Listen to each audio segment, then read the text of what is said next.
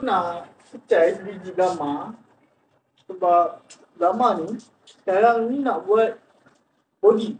Nak buat body dia sebab ada bahagian part body yang dah patah. Kalau contoh dia bahagian yang biasa orang kata patah ni adalah bahagian dekat tongkat. Jadi dia tak boleh tongkat satu. Sebab tu dia tak patah.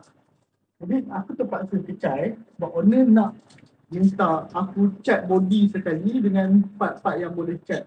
Motor ni dah sadai lama, tapi alhamdulillah cat aku semua cantik. Jadi translate lah. Kalau nak buat macam video yang pasang kelan tadi, mati aku nak edit mat. Okey, untuk kali ni kita nak betulkan body saja, maknanya part bahagian yang mana reput apa semua kita nak repair balik. Jadi aku first benda aku kena kecai dululah. Dan bila aku kecai motor sebiji, tak kisahlah untuk restore ke apa, aku akan request dekat owner untuk minta storage box. Sepatutnya aku yang kena sediakan, tapi aku tak nak simpan. Aku suruh owner beli dan barang tu owner akan ambil balik. Jadi aku tak akan simpan kotak-kotak macam tu sebab akan memenuhi ruang. Aku bukan nak cerita pasal storage box tu, bukan. Aku nak cerita pasal motor ni lah.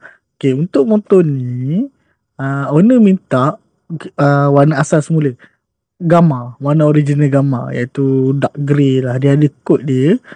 Jadi kita nak pergi hantar body ni untuk water wet pula, sunblast, apa semua untuk buat balik body dan untuk masuk colour yang dia nak lah.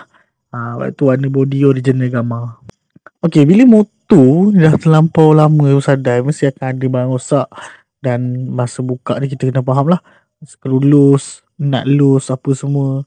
Dan owner pun request untuk aku buat check balik benda yang boleh tukar, benda yang boleh pakai balik untuk jimatkan kos. Tapi benda tu tak ada masalah lah.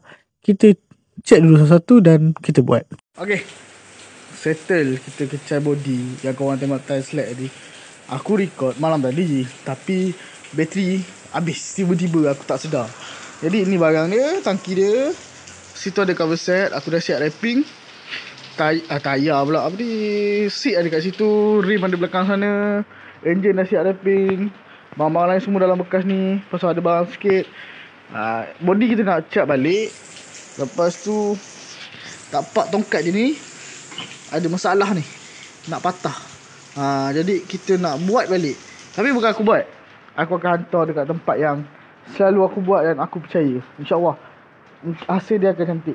Nanti kita tengok hasil dia macam mana.